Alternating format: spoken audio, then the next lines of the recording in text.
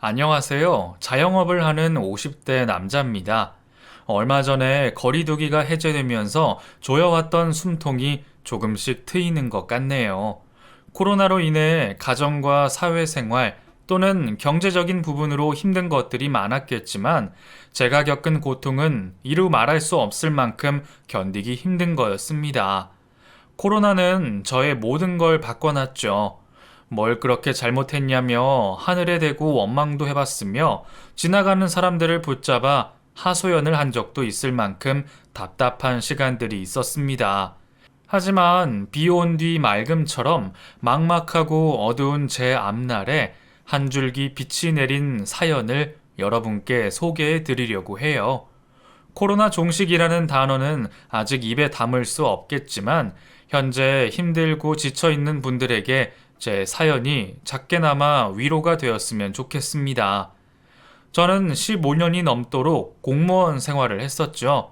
하지만 나이가 점점 들면서 직장에 대한 회의감이 들었으며 불면증까지 오게 되면서 힘든 직장 생활을 한 적이 있었습니다. 살다 보면 힘들지 않은 것이 어디 있겠어요. 하지만 이 나이 먹고 회사에서 따돌림이라는 걸 겪다 보니 남모를 마음의 상처가 깊숙이 자리 잡더군요. 50을 바라보는 나이에 따돌림을 당하고 있다며 어디에 하소연을 할 수 있는 것도 아니었으며 그저 속상한 마음을 숨긴 채 극심한 스트레스를 받아야 했습니다. 딱히 직장 생활을 하며 동료들에게 피해를 준 적이 없었고 이기적인 행동을 한 적 또한 없었죠. 제가 힘들었던 부분은 동기 중에 유독 저에 대한 자격지심이 강한 동료 때문이었습니다. 그 동료로 인해 상사한테 오해를 받은 적도 있었으며 후배들에게 일 못하는 선배로 낙인이 찍힌 적도 많았죠. 아무리 동기를 이해해 보려 해도 점점 제 인내심에 한계가 오더군요. 저와 팀원들 사이의 이간질은 기본이며 마치 제가 들어주길 바라는 듯 보란 듯이 제 험담을 하는 사람이었습니다. 결국 네가 나가냐 내가 나가냐의 문제가 되어버렸고 15년 동안 생활한 공무원 자리를 내려놓게 됐었죠. 이 선택을 한 걸 지금까지도 후회한 적은 없었지만 가족들에게 미안한 건 어쩔 수 없더군요. 이런 결정을 하기까지는 1년이라는 생각의 시간이 필요했었습니다. 평생 직장을 어떻게 하루아침에 힘들다고 관두겠어요. 나름은 고민을 많이 했었네요. 또 매사 신중한 성격이라 조기 퇴직을 하게 되면 무슨 직장을 가질 거며 앞으로 어떻게 살아갈지 계획서가 필요했었죠. 매일 직장에서 하던 게 계획서와 보고서를 쓰는 거였기 때문에 그런 일은 눈 감고도 해나갈 수 있었습니다. 그렇게 1년 동안 아내에게는 말하지 않고 미래에 대한 계획을 세워 나갔었죠. 뭔가 희망이 보이는 것 같았습니다. 불면증도 사라지고 더 이상 지긋지긋한 동기 얼굴을 안 마주쳐도 되겠다 싶으니 없던 입맛도 살아나더군요. 그리고 아내에게 계획서를 내밀며 반응을 봤었죠. 역시나 예상대로 아내는 제 앞에서 계획서고 뭐고 찢어버리더군요. 불같은 성격의 아내는 화가 날 대로 나서는 흥분하며 따지기 시작했습니다. 뭐? 조기 퇴직? 앞으로 10년은 거뜬히 다닐 수 있는 직장을 제발로 나오겠다고? 아이, 당신도 알잖아. 나 정말 매일이 감옥 같아. 그걸 버티고 버티다 이제는 도저히 안 될 것 같아서 이런 결정을 한 거야. 누구나 감옥 같은 거 하나쯤은 가지고 사는 게 인생이야. 그거 하나 못 참는데 그러고도 당신이 가장이야? 우리 아들 학비는 공무원 월급 얼마나 된다고 그런 결정을 해? 겨우 마이너스 생활 면하면서 간신히 살고 있는데 잘 다니는 직장을 나오겠다고? 더 잘 살려고 그런 거야. 1년 동안 수없이 생각했어. 당신한테는 미안하고 힘든 결정인 거 알아. 하지만 나 좀 한 번만 믿어주면 안 돼? 지나가는 사람한테 물어봐. 공무원 때려치우고 장사하겠다는 남편을 어떻게 해야 하는지. 당장 말리라고 할걸? 5년 동안 직장일로 불면증에 시달리며 힘들어했던 지난 날을 아내에게 토로해보기도 하며 최근에 직장 문제 일로 탈모가 온 것 같다는 말까지 했지만 아내는 제 말을 듣기는커녕 화만 내기 바쁘더군요. 하지만 아내가 반대한다고 해서 물러설 저도 아니었으며 결국 반대에도 불구하고 조기 퇴직을 결정하게 됐습니다. 얼마 되지 않은 퇴직금을 받아 작은 가게 전세금을 내고 호프집을 차렸죠. 주변 사람들은 저의 말도 안 되는 도전에 비웃을지도 모릅니다. 아내 역시 응원은커녕 박장대소하며 비웃었죠. 고작 공무원 때려치우고 한다는 게 호프집? 왜? 치킨집도 하고 커피숍도 하고 요즘 편의점도 많이 한다던데 책상에 앉아서 일만 했던 당신이 술을 판다고? 고생시키려고 장사 시작한 거 아니야. 오래전 꿈이기도 했고 결혼 전에는 우리 이름 걸고 식당 하나 차리자고 했었잖아. 나 정말 잘할 수 있어. 언제적 꿈 타령이야. 난 절대 당신 일 못 도와주니까 대박을 터트리든지 쪽박을 내든지 알아서 해. 생활비는 꼬박꼬박 가져와. 알겠어? 아내는 비록 말은 툴툴대며 목소리를 키웠지만 내심 제가 하는 일에 대해서 관심도 가져주고 걱정도 해줬죠. 아들에게 장사가 얼마나 잘 되는지 저에게 물어보고 오라며 시키기도 했으며 알바가 없으면 대신 홀에 나와서 일을 거들어 주기도 했습니다. 말은 거칠어도 그게 본심이 아니라는 걸 너무나도 잘 알았네요. 그러니 20년 넘게 사는 부부 아니겠어요. 초반에 호프집은 손님들로 문전성시를 이뤘습니다. 이게 꿈인가 싶을 정도로 매출 또한 좋았죠. 몇 달 동안 매출이 좋자 아내가 자진해서 호프집 일을 돕겠다고 나오더군요. 아들도 학교 방학이 되면 홀서빙을 도와주면서 인건비를 줄이며 매출을 올렸습니다. 그때까지만 해도 계획대로 모든 게 술술 잘 풀렸죠. 공무원 생활할 때보다 월 매출이 2배는 더 많아. 세상에, 이러다 우리 정말 부자 되는 거 아니야? 당신 요리는 언제 또 배웠대? 내가 안 해서 그렇지. 당신보다 음식을 얼마나 잘하는데. 우리 아들도 인정했잖아. 엄마 음식보다 아빠 음식이 더 맛있다고. 그거야 당신 듣기 좋으라고 한 소린 줄 알았지. 이렇게 될 줄 알았으면 진즉 공무원 때려치우고 장사나 할 걸 그랬어. 우리 이렇게 잘 되면 2호점 내자.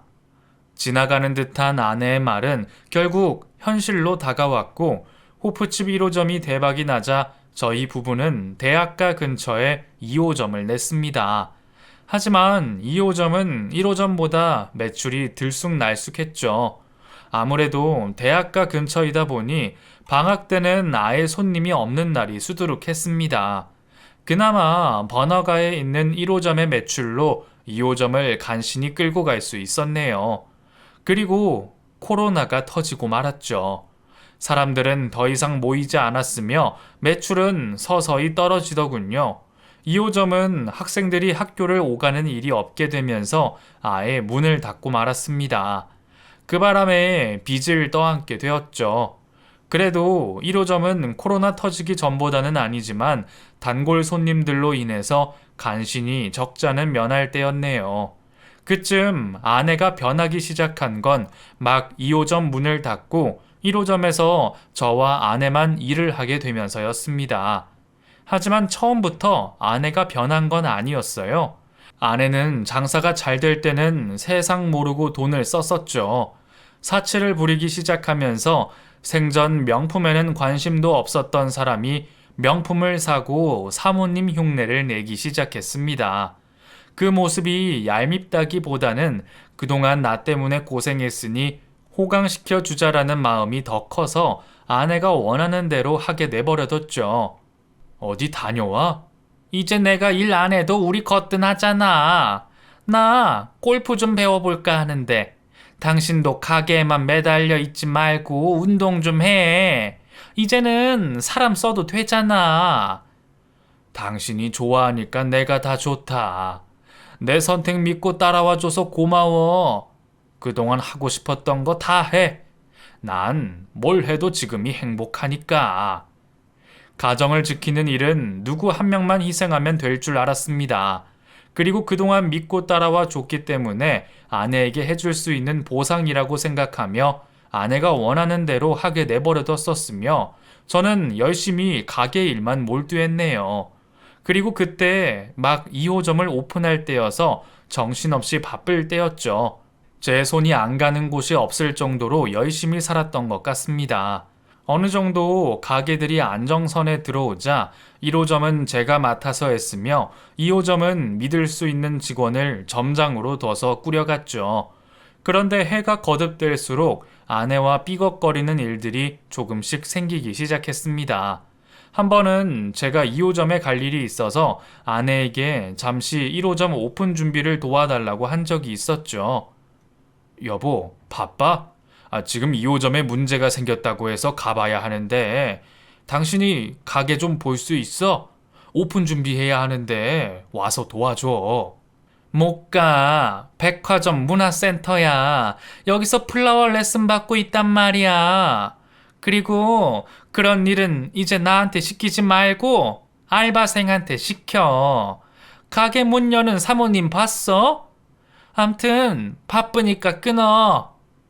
아내는 돈을 갖다 쓸 줄만 알았지 더 이상 가게 일을 도울 생각을 안 했습니다. 그래도 그때까지는 참아줬죠. 저 믿고 큰 선택을 해줬고 아내의 믿음에 실망시키고 싶지 않아서 아내가 원하는 대로 해줬습니다. 가끔 호프집으로 친구들을 불러서 술을 먹고 자기 멋대로 굴어도 싫은 소리 한 적 없었네요. 하지만 한 번은 도가 지나친 일이 있어서 아내와 싸운 적이 있었습니다. 사교 모임에서 만났다며 단체 손님을 가게로 데리고 온 날이었죠. 남자 손님, 여자 손님 할 것 없이 연령도 다양하고 직업도 가지각색인 사람들이 섞여 있는 모임 같았습니다. 처음에는 아내가 손님을 데려와서 좋았어요. 장사를 하면서 단체 손님은 힘들기도 하지만 여러 테이블을 받는 것보다 단체 손님 한 번 받는 게 더 이익일 때도 있었거든요. 아내는 이 사람 저 사람에게 말을 걸며 분위기 메이커 역할을 하더군요.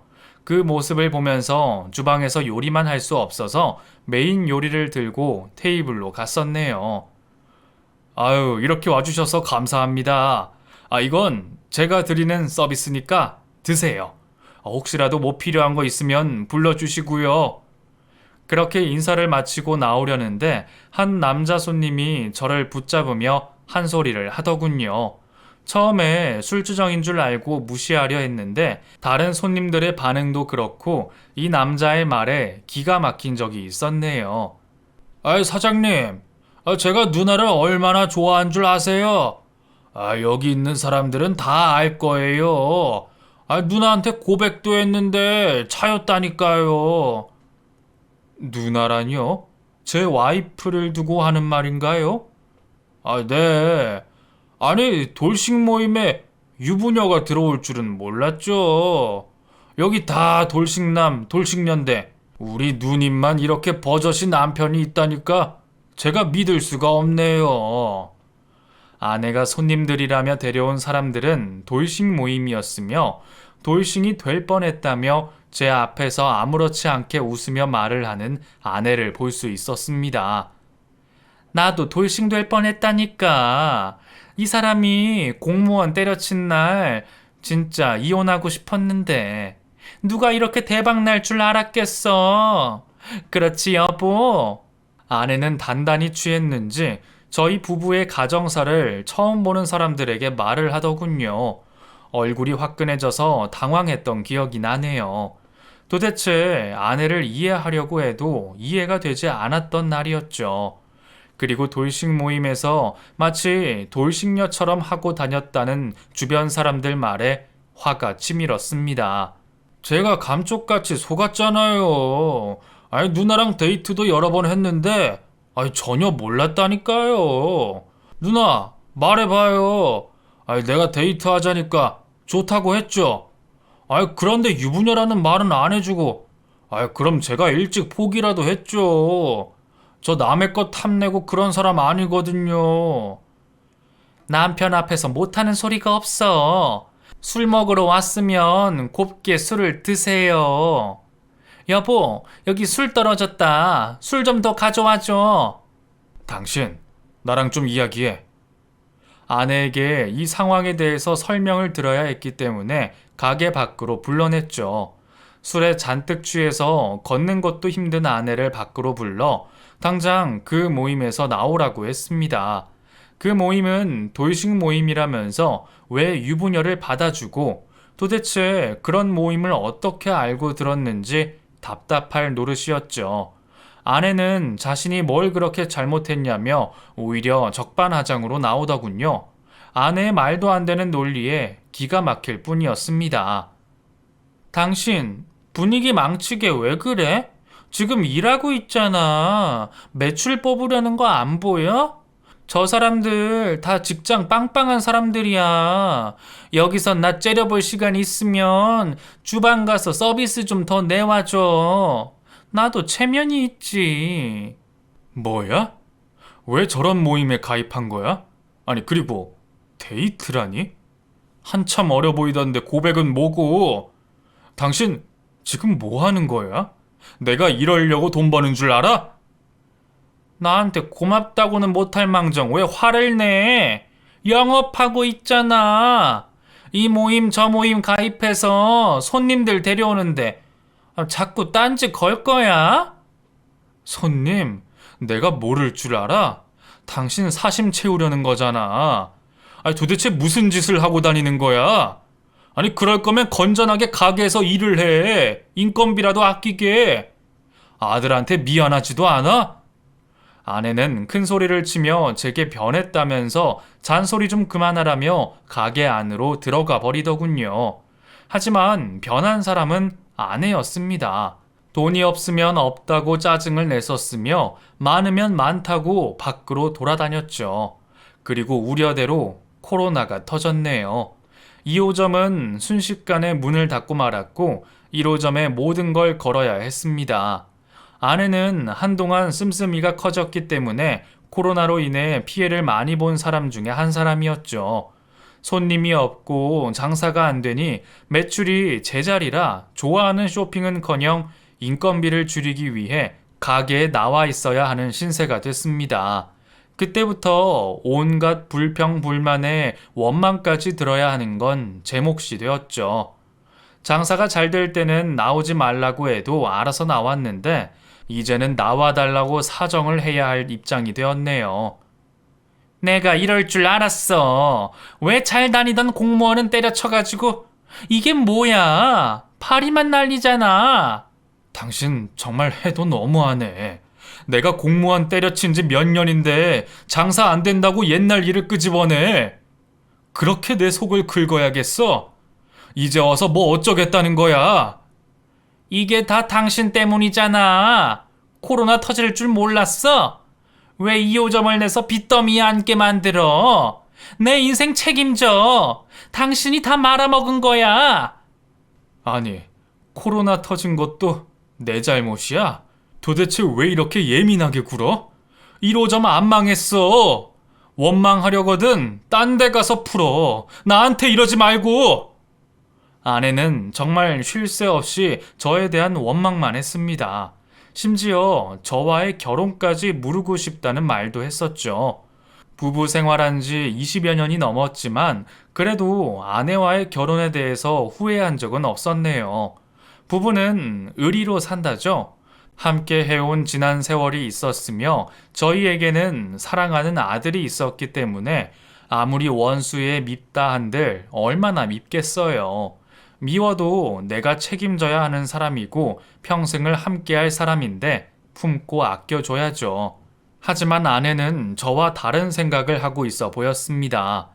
변하는 아내를 그저 바라만 보면서 하루빨리 코로나가 사라지길 바랄 뿐이었죠. 코로나가 지나가면 모든 게 다시 예전으로 돌아갈 것만 같았습니다. 그래서 쉽게 장사도 그만두지 못하고 마냥 버티고 버텼네요. 하지만 코로나는 가혹했으며 결국 1호점만 보고 있을 수 없어서 투잡을 뛰게 됐습니다. 매달 내야 하는 월세라도 벌어야 했었죠. 그래서 오전에는 일용직 일을 하며 돈을 벌었으며 낮에는 점심 장사를 하기 시작했습니다. 안 쓰던 몸을 자꾸 쓰자 허리가 말을 듣지 않을 때가 많았으며 몸은 망가질 대로 망가지더군요. 오래 서 있으면 허리에 통증이 심해져서 병원을 가보기도 했지만 딱히 치료할 방법이 없어서 물리치료를 하면서 생활을 했었네요. 반면 아내는 자기가 식당 아줌마가 됐다며 입이 나오며 투덜대기 일쑤였습니다. 호프집에서 저녁 장사를 못하니 점심 장사를 할 수밖에요. 꼭 이렇게까지 해야 해? 점심 장사 얼마나 번다고? 몸에서 반찬 냄새 난단 말이야. 그만하자. 언제부터 당신이 손에 물 한 번 안 묻힌 사람이었다고 이런 투정을 부려? 이제 현실 좀 봐. 내가 벌린 일인데 당신까지 가게 나와 고생시켜서 미안한데 그래도 이왕 이렇게 된 거 같이 있는 시간만이라도 마음이 좀 편하면 안 될까? 아내의 잔소리가 늘수록 열심히 돈을 벌기 위해 밤낮 못 자가며 일을 했네요. 조금이나마 아내가 덜 일할 수 있게 노력했죠. 하지만 제가 노력할수록 장사는 안 됐으며 빚은 빚대로 늘어만 가더군요. 그리고 아내의 눈칫밥을 먹는 상황까지 오게 됐습니다. 당신은 밥이 참 잘 넘어가. 나는 지금 목구멍에 가시가 들어가 있는 것 같은데. 얼마 전에 돌식 모임 회장이 나보고 나가래. 회비 낼 돈이 없어서 몇 달 못 낸 거 가지고 어떻게 나를 쫓아낼 수 있어? 내 앞에서 할 말 있고 못 할 말 있는데 꼭 그래야겠어? 애초에 돌식 모임에 가입한 당신이 잘못된 거지. 버젓이 남편이 눈뜨고 있는데 그런 모임에 가입하는 게 더 웃긴 거 아니야? 내가 나 좋자고 그래? 이게 다 가게 잘 되라고 그런 거잖아. 그럼 돈을 벌어 오던가. 에이 몰라. 이게 다 당신 때문이잖아. 장사가 어려워질수록 부부 사이 역시 멀어져만 갔습니다. 아내는 거침없이 상처되는 말들을 해댔으며 아무리 좋게 생각하고 화해하려고 다가갈수록 제가 받는 스트레스는 극에 달했죠. 그리고 탈모가 점점 심해지면서 자신감이 떨어지는 걸 느낄 수 있었습니다. 반면 아내는 보란듯이 제 속을 뒤집는 행동들만 보여줬네요.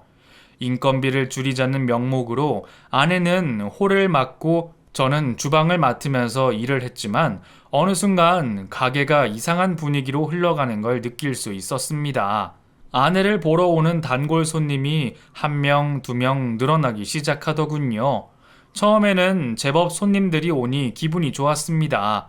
하지만 손님들이 하나같이 흑심이 있어서 오는 걸 나중에 알게 되자 어이가 없더군요.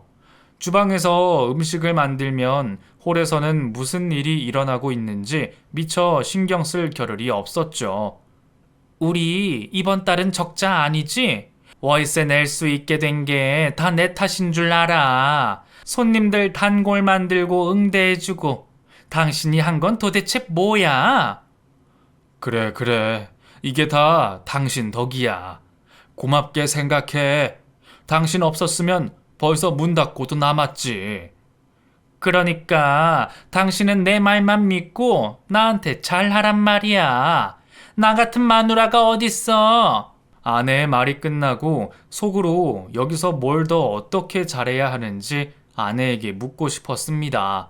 코로나가 터지고 모든 잘못을 다 저에게 떠넘기면서 저 때문이라는 아내의 말에 토 한 번 달지 않고 열심히 주방에서 요리만 했었죠. 그러다 보니 어느새 가게의 주도권은 아내에게 넘어가 있었으며 저는 주방에서 음식만 만드는 사람이 되어 있더군요. 그리고 가게의 절반의 손님들이 남자들이었었죠. 그 중에는 아내와 친구도 맺었고 가끔 선물도 사오는 사이가 있는 것 같았습니다.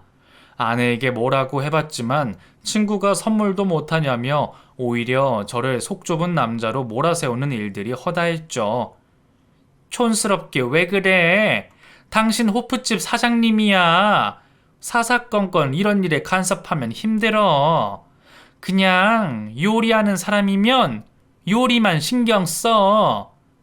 아내가 너무 당당하게 나오니 한편으로는 주방에만 있어서 속 좁은 사람이 됐나 싶기도 하더군요. 하지만 제 우려는 현실로 다가왔습니다. 초반에 장사가 잘 되는 것만 눈에 보여서 아내가 홀에서 저 몰래 바람이 난 줄은 꿈에도 모르고 있었죠. 아내의 외도를 알게 된 건 홀 청소를 하면서 손님이 놓고 간 가방 때문이었습니다. 우연히 CCTV를 보게 되었고 화면에서 믿을 수 없는 장면을 목격하고 말았었죠. 유독 한 남자가 눈에 띄더군요. 그 남자가 매일같이 저희 가게를 오는 건 알고 있었습니다. 말도 한번 걸어본 적이 있었는데 집이 이 동네라면서 퇴근하고 들렸다며 가볍게 인사를 나누는 정도였죠. 그런데 가만 보니 아내는 이 남자와 꽤 가까운 사이인 것 같더군요. CCTV 화면에서 남자가 자리에 앉으면 아내가 따라 앉는 건 기본이었으며 서로 웃으며 대화를 하는 모습이 찍혀 있었습니다. 다른 날도 돌려봤는데 가관이더군요. 어느 날은 손을 잡고 있었으며 또 다른 날은 열심히 주방에서 일하는 제가 신경 쓰이지도 않은지 등 뒤에서 포옹까지 하는 영상이 찍혀 있었네요. 손발이 바들바들 떨리며 그 자리에 주저앉고 말았습니다. 아내는 이미 퇴근 후였으며 한참 동안 이 상황을 어떻게 받아들이고 해결해야 할지 막막할 뿐이었죠. 그때 아들에게 전화가 왔습니다. 핸드폰에 아들 이름이 뜨는데 왜 그렇게 눈물이 나는지 모르겠네요. 대학교 졸업반이었는데 취업 준비로 바쁘다며 가게 일을 못 도와주는 것을 미안해하는 착한 아들이었습니다. 아빠, 이번 주말에 내려가서 가게 홀서빙 할게요.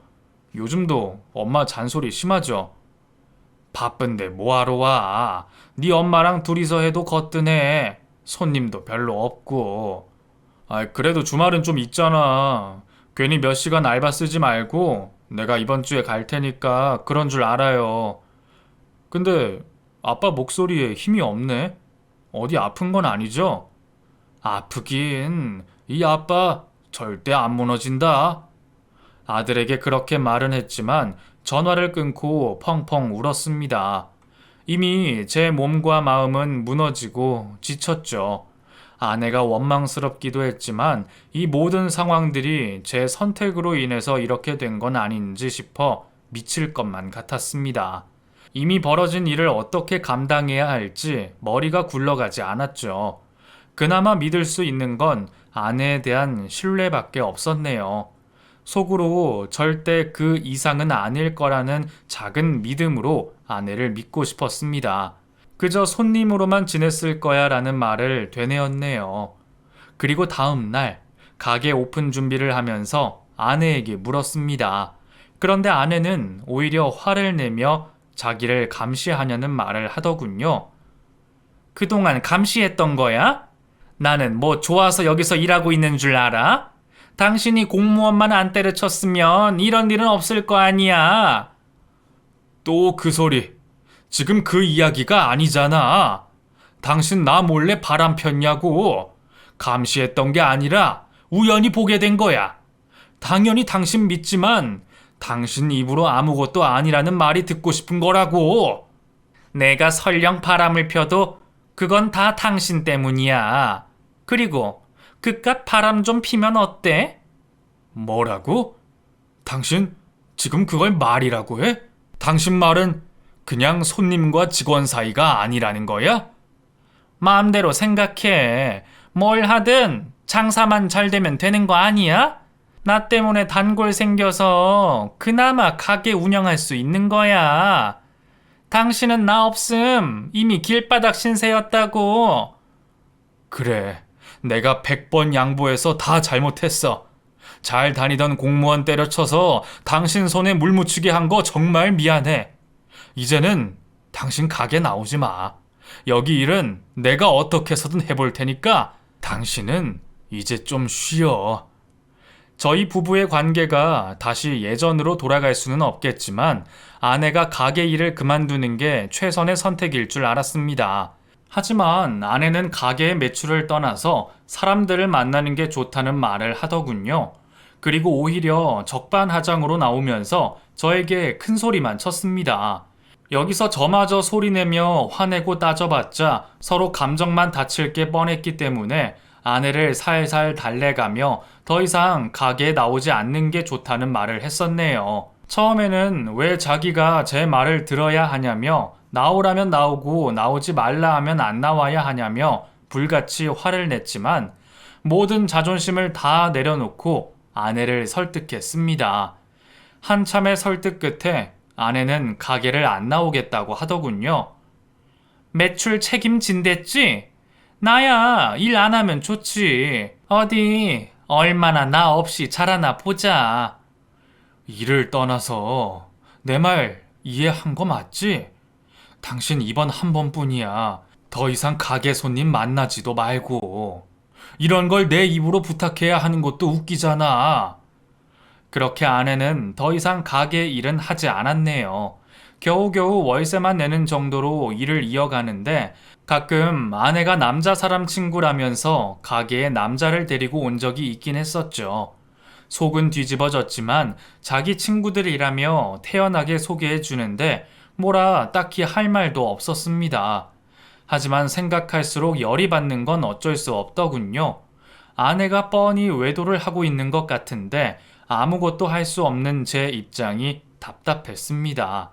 하루는 아내에게 부부로서 선을 지키라는 말을 한 적이 있었네요. 아들한테 미안하지도 않아? 가끔 일 도와주겠다고 가게 오는데 남자 손님들이 당신 이름 대가면서 찾는 거 우리 아들한테 부끄럽지 않냐고? 돈 못 버는 아빠, 생활비 안 주는 남편이 더 부끄러운 거야. 당신 내가 일 안 하니까 가게 힘들어졌잖아. 그나마 여기 단골도 다 내 손님인데 당신이 너무 예민하게 받아들이는 거 아니야? 그거 자격지심이야. 아내의 말은 가슴에 비수가 꽂히듯 스크래치를 냈으며 아무 말도 할 수가 없더군요. 돈 못 버는 아빠가 부끄러운 거라는 말에 아들에게 면목이 안 섰습니다. 자취방 월세도 못 내주는 제가 한없이 작고 초라하게 느껴졌죠. 그때 처음으로 제가 한 선택을 후회했었네요. 그래도 포기할 수 없었습니다. 갈 곳도 다시 새 출발을 할 수도 없는 상황이었기 때문에 묵묵히 그 자리에서 버티고 버텨냈죠. 아내는 이제 대놓고 제 앞에서 바람을 피웠으며 무능한 남편이라는 딱지를 주더군요. 한 번은 너무 지쳐서 그럴 거면 이혼하자는 말을 한 적이 있었죠.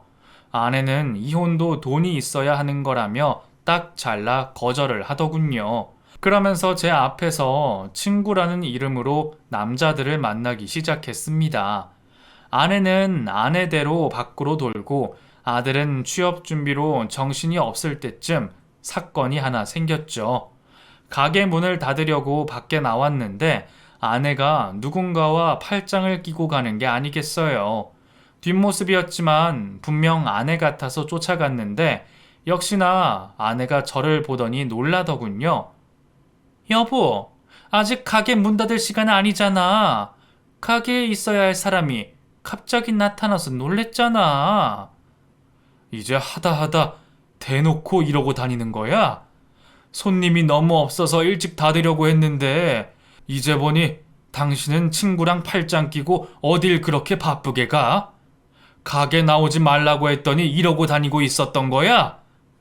상간남과 있는 아내를 보자 잡고 있던 이성의 끈을 놓고 말았습니다. 그리고 상간남에게 먼저 손을 대고 말았죠. 상간남도 지지 않고 저에게 손을 대면서 한순간에 싸움으로 번지게 되면서 길 한복판이 아수라장이 된 적이 있었네요.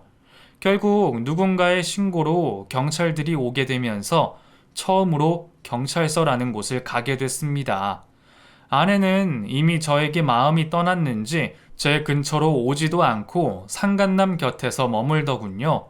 어떻게 사람이 저럴 수 있는지 비참했네요.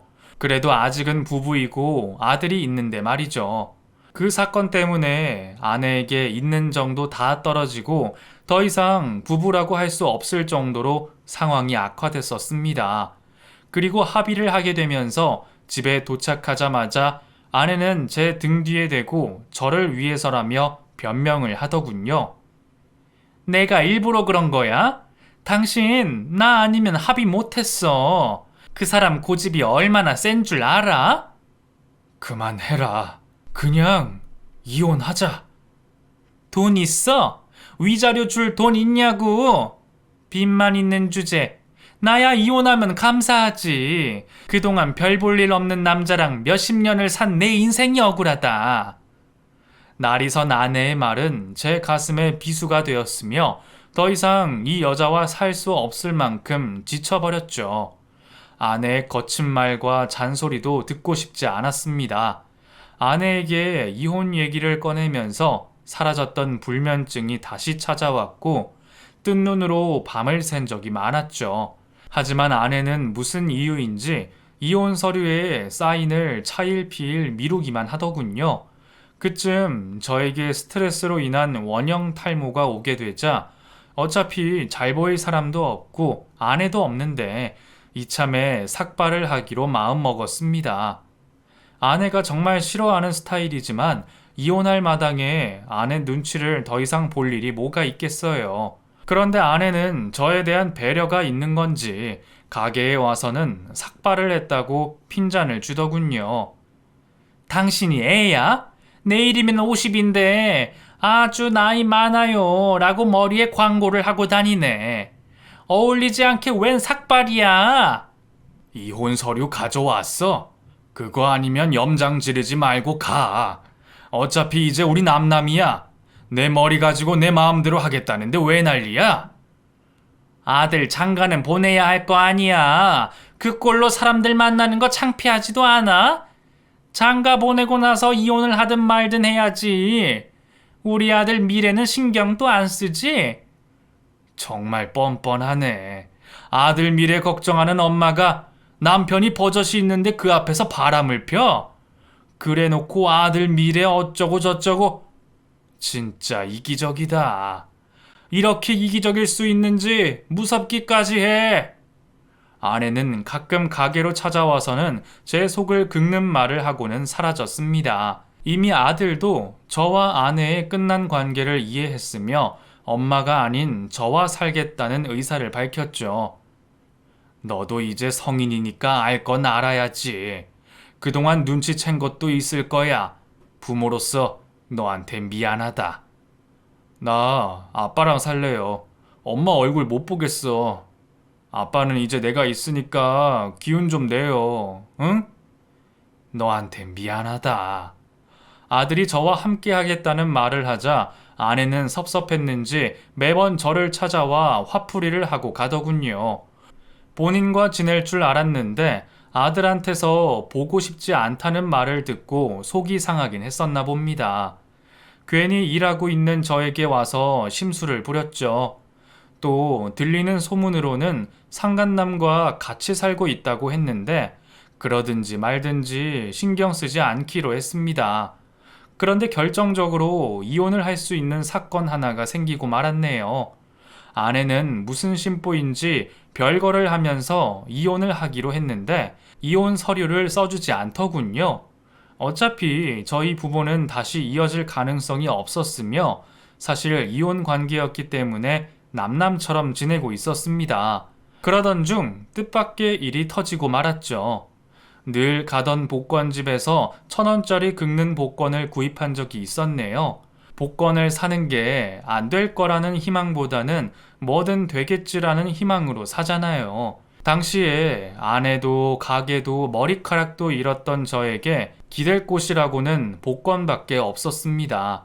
가게에 가서 긁어보자 싶어 복권을 구입하고 오픈 준비를 했습니다. 그런데 누군가 가게로 택배를 보내왔더군요. 보내는 사람 이름을 보는데 처음 보는 이름이었죠. 아내 물건이 가게로 잘못 왔나 싶어 열어보지 않으려고 했는데 받는 사람이 제 이름으로 되어 있어서 의심 없이 택배 박스를 열어봤습니다. 택배 박스 안에는 샴푸와 편지가 들어 있었는데 알고 보니 예전에 저와 길에서 싸웠던 상간남이 보낸 거더군요. 이제 하다 이런 장난을 쳐? 아휴, 진짜 내가 가게를 옮기든 이사를 가든 해야지.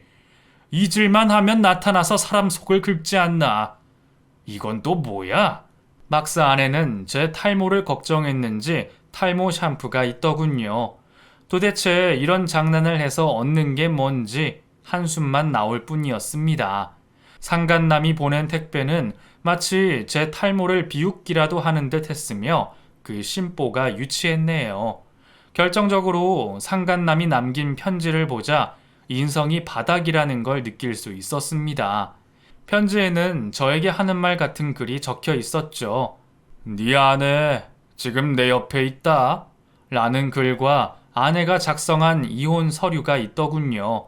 그리고 아내와 세상 다정하게 찍은 사진 한 장이 있었습니다.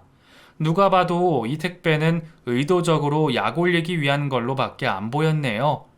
유치하게 짝이 없었지만 화를 낼 기운도 없었습니다. 속이 타서 냉수 한 잔을 마시고 주머니에 있는 복권을 긁었는데 그 순간 숨이 턱 막히는 일이 벌어지고 말더군요. 지금 생각해도 믿겨지지 않는 일이 저에게 일어난 순간이었죠. 대수롭지 않게 복권을 긁는데 한 그림 한 그림 뭔가 이상했습니다. 어라? 왜 똑같지? 그렇게 5억짜리 1등 복권에 당첨이 됐습니다. 순간 가게에 사람이 있나 주변을 돌아보게 되더군요. 그리고 아무리 복권을 봐도 1등이 맞았습니다. 복권을 주머니에 넣고 제일 먼저 손에 든 건 아내의 이혼 서류였네요. 택배 상자 속에 들어있던 이혼 서류를 들고 배꼽 잡고 기쁨의 박수와 함성을 질렀습니다.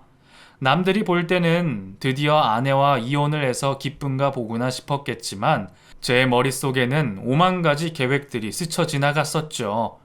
당장 가게 오픈이고 뭐고 법원으로 향했습니다. 합의 이혼을 조금이라도 빨리 접수해야 했죠. 법원으로 가는 길은 발걸음이 무거울 줄만 알았는데 세상 가볍고 날아갈 듯 기쁠 줄 누가 알았겠어요. 뻔뻔하게 제 앞에서 외도를 저지르고 끝까지 이혼을 안 해줄 것만 같았던 아내는 상간남과의 새 출발을 위해 이혼 서류에 사인을 해줬죠. 아내의 사인이 상간남과의 새 출발을 위한 시작이자 제 밝은 앞날에 대한 출발을 알리는 신호가 됐었습니다. 당장 이혼 절차를 밟고 아무에게도 복권 당첨됐다는 사실을 알리지 않았네요. 아들에게도 처음에는 알리지 않았습니다. 그리고 이혼이 정식으로 됐을 때 아들에게 복권 당첨에 대해서 말을 했네요. 이거 엄마도 알아요? 그래서 아빠 나한테 차 사준다고 한 거예요? 엄마가 알면 나랑 이혼했겠니? 그럼 난 복권이 당첨된 게 아니라 내 손으로 감옥에 다시 들어가게 되는 거야. 네 엄마 절대 바뀔 사람 아니다. 이 돈 가지고 빚 다 갚고 다시 성공할 거다. 아무리 5억이라는 거액의 복권이 당첨됐다지만 세금을 제하고 저에게 떨어지는 돈은 3억이 조금 넘는 돈이었습니다. 그래도 이 돈은 절망적일 때 나타난 희망의 동화줄 같은 거였죠. 가게 때문에 진 빚을 모두 갚고 아들에게 차를 선물했습니다. 그리고 나머지는 저축을 해놓으면서 가게를 다시 일으킬 계획이었네요. 아직까지도 아내는 제가 복권에 당첨된 걸 모를 겁니다. 혹시라도 이 사연을 우연히 접하게 되면 본인 이야기인 줄 알 수도 있겠죠. 하지만 이미 저희는 법적으로 갈라선 남남이라 아내가 저에게 다가와도 겁나지 않네요. 어떻게 얻은 새 출발인데 정신 바짝 차리고 열심히 앞만 보며 살 예정입니다. 비록 가정은 지킬 수 없었지만 앞으로 주어진 삶을 허투루 낭비하지 않고 열심히 살아볼 예정이에요. 여러분, 조금만 더 버티고 힘내봅시다. 그런 말이 있잖아요. 포기는 배추 썰 때나 쓰는 거라고요. 포기하지 맙시다. 사연은 여기서 마치겠습니다. 긴 사연 읽어주셔서 감사합니다.